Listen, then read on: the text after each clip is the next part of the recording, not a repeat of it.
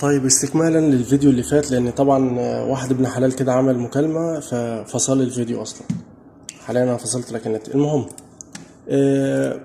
انا مش فاكر الفيديو الاولاني وصل لحد فين، بس عامة كل البرامج اللي موجودة هناك برضو موجودة هنا، وتقدر تشغلها من هنا وامورك تمام وزي الفل. نيجي بقى نقطة مهمة انا فاكر ان انا ما شرحتهاش هناك. لو احنا قلنا ان احنا هنحط الاسطوانة اللي فيها الويندوز هنحطها على البارتيشن التاني من الفلاشة، صح؟ طيب خلينا مثلا حطيناها مثلا على الفلاشه اهي، وادي الفلاشه ظاهره معانا اهي، الداتا مستر فيروس داتا. تخش كده وتلاقي الايزو بتاعك هو 10 او 11 او ايا كان. نخش مثلا على ده كده، بتعمل له موينت، تقدر تعمل سيت اب اهي. هيفتح قدامك الواجهه الرسوميه بتاع الايه، بتاع الويندوز. تختار مثلا لغه عربي او انجليزي على حسب كده. تثبيت، هيثبت لك الويندوز بتاعك من على الميني ويندوز بتاعي. واخد لي بالك انت من دي؟ الطريقه ديت امن من الطريقه بتاع الدوس. مش امن بقى يعني اللي هي بالامان اللي انت فاهمه، لان هي ما فيهاش خطوره، بس هي ايه بقى، اسرع. يعني الطريقه دي كده عندي هنا اسرع من على المين ويندوز كده. تختار السي بتاعك اهو وتديله ديليت وتكمل، او بقى انت ودماغك يعني. تمام. بس طبعا هي انت عندك الطريقه اللي هي من الدوس نفسه، يعتبر اسرع من دي بمرض الله. بس انا الميزه هنا ان انا اقدر اتستت، واقدر انقل داتا من السي قبل ما انزل عليه ويندوز، واقدر انزل ويندوز بعد الهريه دي كلها. تمام.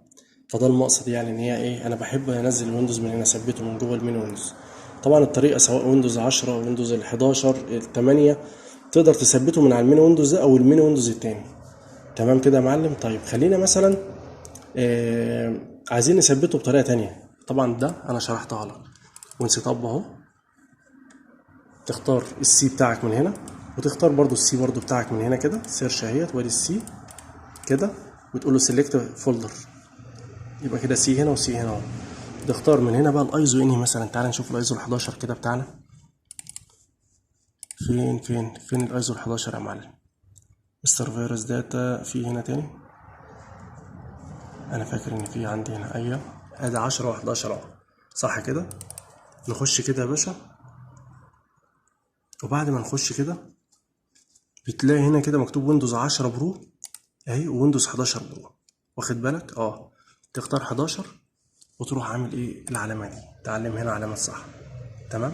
تديله السيت اب اهي اوتوماتيكلي واوكي، يروح داخل مخلص لك كل حاجه. بس برضو انت ما تنساش يا معلم ان انت تعمل هنا في الاول كده فورمات للسي، فورمات كده، تديله الاوكي بتاعك. بس دي كده يعتبر احنا كده خلصنا الفيديو. طريقه تثبيت الميني ويندوز الويندوز بتاعك قصدي، من على الميني ويندوز بتاعي، او من على اي ميني ويندوز بس يكون فيه البرامج ديت يعني. تمام يا معلم.